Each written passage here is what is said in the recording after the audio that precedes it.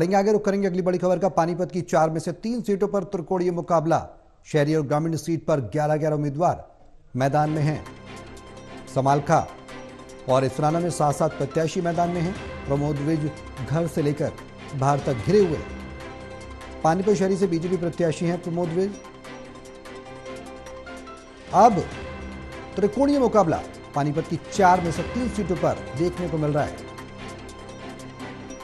बेहद दिलचस्प होता जा रहा है हरियाणा विधानसभा का चुनावी रण, क्योंकि जिस तरीके से परिवर्तन हम देख रहे हैं, प्रदेश स्तर पर उम्मीदवारों की बगावत देख रहे हैं और भीतर घात देख रहे हैं।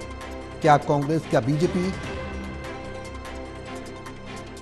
इनेलो, बीएसपी, अलग तरीके का गठबंधन, साथ फिर हरियाणा लोकहित पार्टी का इनेलो के साथ जाना, उसके बाद फिर बीच में दरार की खबरें आना, अलग तरीके का समीकरण इस बार।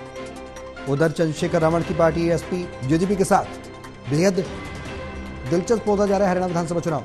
अब पानीपत की सीट की बात करें तो पानीपत की 4 सीटों में से 3 सीटों पर त्रिकोणीय मुकाबला है। किस तरीके की रणनीति पानीपत में है, किस तरीके का मुकाबला है, ज्यादा जानकारी के लिए पानीपत से टोटल टीवी के एसोसिएट एडिटर देवेंद्र कथुरिया हमारे साथ है। सीधे उनका रुख करेंगे। देवेंद्र जी, क्या कुछ दिलचस्प मुकाबला देखने को मिल रहा है? 4 में से 3 सीटों पर त्रिकोणीय मुकाबला है, जानकारी चाहेंगे आपसे।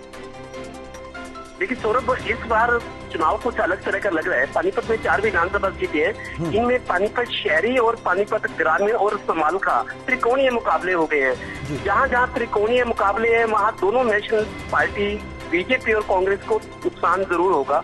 कहाँ कितना होगा उसकी समीक्षा हो रही है। तो 4 में से 3 समालखा, पानीपत शहरी, ग्रामीण, इन 3 सीटों पे, जबकि इसराना में थोड़ा ठीक है, इसराना में बीजेपी कांग्रेस का मुकाबला, लेकिन बाकी 3 सीटों पे त्रिकोणीय संघर्ष दिख रहा है। त्रिकोणीय संघर्ष में मजबूत निर्दलीय उम्मीदवार इधर काफी खड़े हुए हैं, तो बीजेपी और कांग्रेस को वो डेंट मार रहे हैं, मजबूत निर्दलीय है। तो ये समीक्षा हो रही है स्थानीय स्तर पे, किसको ज्यादा नुकसान हो रहा है, बीजेपी को या कांग्रेस को। लेकिन जो निर्दलीय खड़ा है उसकी पृष्ठभूमि क्या है, उसके समर्थक क्या है, उसको भरोसा कौन उन लोगों पर करते हैं, तो उसकी समीक्षा ये हो रही है कि ये बीजेपी को नुकसान करता है या कांग्रेस को। तो इस वजह से इस बार क्योंकि निर्दलीय ज्यादा है, तो दोनों नेशनल पार्टियों को नुकसान होता दिख रहा है। जहाँ तक पानीपत शहरी की बात है, प्रमोद विज मौजूदा विधायक हैं, हालांकि असेंबली भंग हो चुकी है, तो प्रमोद विज घर से लेकर मेरे को बाहर तक गिर गए हैं। उनके अपने ही मॉडल टाउन में सीए एसोसिएशन के जो प्रेसिडेंट हैं जगदीश धमीजा, उन्होंने पर्चा भरा हुआ है। उसके अलावा बाहर रोहिता रेवड़ी जो बीजेपी की पूर्व विधायिका है, उन्होंने भी पानीपत शहरी से ताल ठोकी है, मजबूत है, वो काफी वोट बैंक है उनके पास, वो भी बीजेपी को नुकसान करती दिख रही है। और कुछ 1-2 और भी खड़े हैं, तो सीधा बीजेपी वोट बैंक पर मेरे को लगता है ये डेंट पड़ेगा। हालांकि कांग्रेस को कुछ हद तक नुकसान होगा, लेकिन बीजेपी का वोट का नुकसान ज्यादा दिख रहा है पानीपत शहरी में प्रमोद विज को।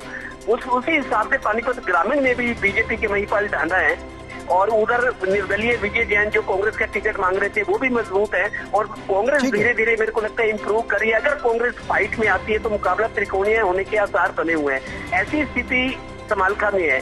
बीजेपी बहुत शुक्रिया देवेंद्र तमाम जानकारी साझा करने के लिए पानीपत शहरी से।